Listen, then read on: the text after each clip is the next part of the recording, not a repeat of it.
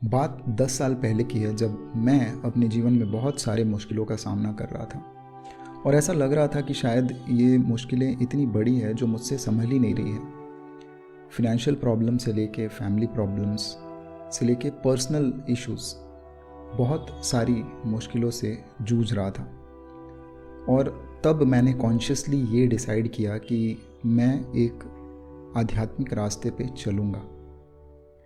और उसके बाद ही मेरे हाथ में ज़ेन योगा किताब आई और मैंने ज़ेन योगा की प्रैक्टिसेस शुरू की। तो आज मैं आपसे शेयर करने वाला हूँ कि शुरुआत के 2 साल जब मैंने प्रैक्टिसेस की तो मेरे जीवन में क्या क्या बदलाव हुए, और आप अगर 2 साल तक ज़ेन योगा की प्रैक्टिसेस करोगे तो आपके जीवन में क्या क्या बदलाव हो सकते हैं। तो मैं अपने एक्सपीरियंस को आपके साथ साझा करना चाहता हूँ, क्योंकि मैं चाहता हूँ कि आप ये समझें कि कोई भी जो मुश्किल है जीवन में, कोई भी जो प्रॉब्लम आती है जीवन में, वहाँ जीवन का अंत नहीं होता। जो भी कठिनाइयाँ आपके जीवन में आती हैं वो आपको मानसिक रूप से और ताकतवर बना सकती है, और ज़रूरत है उन कठिनाइयों को इस प्रकार से देखना जैसे कि वो आपको और ज़्यादा बलशाली बनाने आई है। वो आपके लिए एक कसौटी है जिस पे अगर आप खरे उतरे तो आप एक बेहतर इंसान बन के निकल सकते हैं। तो यही मेरा एक्सपीरियंस है उन कठिनाइयों का सामना करके, और ज़ेन योगा ने इसमें मेरी बहुत ही ज़्यादा मदद की है। जब मैंने ज़ेन योगा पढ़ना शुरू किया तो शुरुआत के दिनों में पहले तो ज़ेन योगा पढ़ना और उसे समझना ये थोड़ा सा डिफ़िकल्ट था, लेकिन किताब इतनी ज़्यादा इंटरेस्टिंग थी, इतने ज़्यादा प्रैक्टिकल एक्शनेबल स्टेप्स हैं किताब में कि आप उस किताब को जब पढ़ेंगे तो आप रुक नहीं पाएंगे। आपको और जानना होगा कि आगे क्या करना है, किस प्रकार से प्रैक्टिसेस को करनी है। तो जब मैंने किताब को कम से कम 2 बार पढ़ लिया, उसके बाद मैंने प्रैक्टिसेस शुरू की। लेकिन पहली बार पढ़ने के बाद ही मैंने ड्रिफ्ट वॉचिंग स्टार्ट कर दी थी, और पहली जो प्रैक्टिस थी वो मेरी ड्रिफ्ट वॉचिंग ही थी। मेडिटेशन मैं पहले से भी करता था, लेकिन ड्रिफ्ट वॉचिंग ने मुझे एक अलग पर्सपेक्टिव दिया अपने माइंड को समझने के लिए। और वहाँ से मैं अपने थॉट प्रोसेस को समझने लगा, अपने माइंड को समझने लगा। थॉट्स में थोड़ी ठहराव आने लगी, थॉट्स की फ्रीक्वेंसी थोड़ी कम होने लगी। जब ऐसा होने लगा तो मैं प्रेजेंट मोमेंट में ज़्यादा रहने लगा। अपने जो भी प्रॉब्लम्स है पास्ट और फ्यूचर के, उन प्रॉब्लम्स के बारे में मैं ज़्यादा नहीं सोचता था, और प्रेजेंट मोमेंट में जो भी मुझे काम करना होता था मैं उन सभी चीज़ों पे फोकस करता था। तो इससे मेरे माइंड में क्लैरिटी बहुत ज़्यादा बढ़ गई थी। तो ये पहला चेंज आया मेरे माइंड में। इसके बाद मैंने जब ब्रीदिंग प्रैक्टिसेस शुरू की तो मेरी जो ब्रीदिंग रेट धीरे धीरे कम हुई, उससे मेरा थॉट प्रोसेस और क्लियर हुआ। मैं आपको बताऊंगा कि एक एक करके कि क्या क्या जो अहम बदलाव है इसके कारण से, जो भी मैंने प्रैक्टिसेस की उसके कारण से क्या क्या मुख्य बदलाव आए मेरे जीवन में, मैं एक एक करके आपको बताऊंगा। अभी मैं आपको बस एक ओवरव्यू बता रहा हूँ। थॉट प्रोसेस चेंज हुआ, क्लैरिटी आई, ब्रीदिंग रेट चेंज हुआ। न केवल ब्रीदिंग चेंज हुआ, ब्रीदिंग से सीधा इम्पैक्ट माइंड और उसके थॉट्स पे पड़ा। फूड की जो हैबिट है, खाने की हैबिट, उसमें बहुत सारा चेंज आया, क्योंकि पहले बहुत अनहेल्दी हैबिट्स थी। फूड की क्वालिटी में चेंज आ गया, और स्लीप में भी चेंजेस आए। स्लीप की क्वांटिटी और क्वालिटी दोनों में चेंजेस शुरू हो गए। तो ये सारी चेंजेस ग्रेजुअली हुई, लेकिन जो मुख्य चेंज है, जो अहम बदलाव है, सबसे पहला जो बदलाव जीवन में आया वो ये है कि थॉट्स में क्लैरिटी, रिस्पॉन्स चेंज हो जाता है। तो जब मैं ज़ेन योगा की प्रैक्टिस करने लगा तो शुरुआत से 6 महीने के अंदर मेरे जो रिस्पॉन्स है वो चेंज होने लगी। मेरा जो टेम्परामेंट है वो बदल गया। एंगर जो भी आता था पहले वो बहुत कम हो गया, और इसके कारण से मैं सोच पाता था, समझ पाता था कि अगला जो भी इंसान मुझसे कुछ कह रहा है वो क्यों कह रहा है, और इसके बदले मुझे क्या रिस्पॉन्स करना है, सही रिस्पॉन्स क्या है, वो मुझे समझ में आ गया। मेरे रिस्पॉन्स बहुत ही क्लियर होने लगे, यानी कि मैं रिएक्ट नहीं करता था। उसके बाद इतनी क्लैरिटी आ गई थी। तो आप जब प्रैक्टिस शुरू करेंगे तो सबसे पहले आपको यही देखना है कि आपके रिस्पॉन्स में क्या चेंज आ रहा है। जब आप दूसरों से बात करते हैं, अगर कोई आपको गुस्सा दिलाने की कोशिश करता है, अगर कोई आपसे आर्ग्यूमेंट करने की कोशिश कर रहा है, तो आपका माइंड किस तरीके से रिएक्ट कर रहा है, किस तरीके से रिस्पॉन्ड कर रहा है।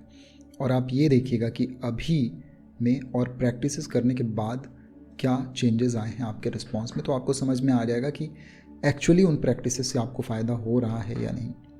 दूसरा जो सबसे मुख्य बदलाव आपको दिखेगा वो दिखेगा आपके ब्रीदिंग में। जब आप 3 स्टेप रिदमिक ब्रीदिंग करेंगे तो ऐसे तो नॉर्मल ब्रीदिंग हमारी जो होती है ह्यूमन बींग्स की, वो 17 to 20 ऐसे करके होती है ब्रेथ हर मिनट। लेकिन जब आप 3 स्टेप रिदमिक ब्रीदिंग की प्रैक्टिस करते हैं और इसे करते करते करीब आप 6 महीने तक जब आप करते हैं तो आपकी ब्रीदिंग रेट स्लो हो जाती है, यानी कि वो अलाइन हो जाती है यूनिवर्स के रिदम के साथ। और वो जो रिदम है वो 9 to 11 या 12 इसके अंदर आती है। तो जब आपकी ब्रीदिंग रेट कम हो जाएगी तब आपका जो माइंड है वो और क्लियर होगा, आपकी थॉट्स की फ्रीक्वेंसी कम होगी। आप जब मेडिटेशन करेंगे तो थॉटलेसनेस वाले जो स्टेट है उसमें आप आसानी से जा पाएंगे। तो ब्रीदिंग रेट इस प्रकार से प्रभाव डालती है हमारे माइंड के ऊपर। अब जो नेक्स्ट चेंज है वो है फूड, खाना। आपको ये समझ में आएगा कि आपको खाना कितना है, क्योंकि आप ड्रिफ्ट वॉचिंग कर रहे हैं, आप अपने ब्रेथ को रेगुलेट कर रहे हैं, तो आप बहुत सारी एनर्जी अपनी बचा रहे हैं। जब आप अपनी बहुत सारी एनर्जी बचा रहे हैं तो आपको उतने ज़्यादा फूड की ज़रूरत नहीं पड़ेगी जितनी ज़्यादा पहले पड़ती थी। तो ये चेंज भी धीरे धीरे आएगा और आपके बॉडी को ये समझ में आ जाएगा कि कितना खाना खाना है, कैसे खाना है, कि आपकी जो एनर्जी की रिक्वायरमेंट है वो पूरी हो जाए। जब आप अपनी एनर्जी को कंजर्व करते हैं, क्योंकि हर चीज़ माइंड से रिलेटेड है, जितना माइंड आपका भागेगा इधर उधर उतनी एनर्जी आप वेस्ट करेंगे, चाहे वो फिजिकल एनर्जी है चाहे वो माइंड एनर्जी। तो ये चेंज आएगा आपके जीवन में और इससे रिलेटेड ही चेंज स्लीप में भी आएगा। स्लीप का चेंज डिपेंड करता है कि आपकी वर्क की टाइमिंग्स क्या है उस पर। तो ऐसे करके आपके जीवन में बहुत सारे चेंजेस आएंगे और यही चेंजेस मेरे जीवन में भी आए। जब मेरे जीवन में इतनी क्लैरिटी आ गई तो मुझे समझ में आया कि मुझे क्या करना है और क्या नहीं करना है। फिर धीरे धीरे मैं जो भी चीज़ें, मेरी जो हैबिट्स थी वो भी धीरे धीरे चेंज हो गई और वो फूड हैबिट से लेके हर चीज़ की हैबिट पे इसका प्रभाव आपको देखने को मिलेगा। आपकी जो रिलेशनशिप्स हैं इनमें चेंजेस आएंगी। आपके रिलेशनशिप्स में जिनके साथ भी आपकी प्रॉब्लम्स है वो प्रॉब्लम्स अब उतनी ज़्यादा नहीं होगी जितना पहले हुआ करती थी, या फिर बहुत ज़्यादा कोई प्रॉब्लमेटिक अगर व्यक्ति आपके जीवन में है तो वो शायद आपके जीवन से चला भी जाए। तो ऐसी चेंजेस आपके रिलेशनशिप्स में आ जाएंगी। आपकी लाइफ जो है वो बहुत ही सिंपल हो जाएगी, कॉम्प्लिकेटेड नहीं रहेगी, क्योंकि थॉट में क्लैरिटी आ गई, कॉम्प्लिकेशन सारे चले जाएंगे। तो ये सारे बदलाव मुझे पहले 2 साल में ही देखने को मिल गए थे और जब इन सारे बदलाव को मैंने देखा तो ये बहुत ही ज़्यादा इनलाइटनिंग था मेरे लिए। इतना ज़्यादा इनलाइटनिंग था मेरे लिए कि मैं अपने आप को रोक नहीं पाया।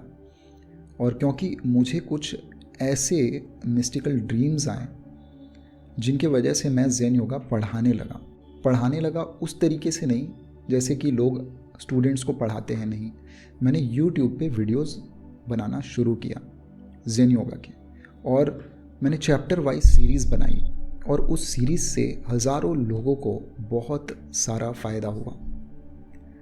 और जब मैं उनके कमेंट्स पढ़ता हूँ कि सर आपकी सीरीज़ से मेरे जीवन में ये बदलाव आए हैं, इतनी सारी अच्छी चेंजेस आई हैं, तो फिर मुझे लगता है कि मैं जिस काम के लिए आया हूँ यहाँ पे शायद वो काम मेरे द्वारा हो रहा है, मास्टर्स वो काम मेरे द्वारा करवा रहे हैं।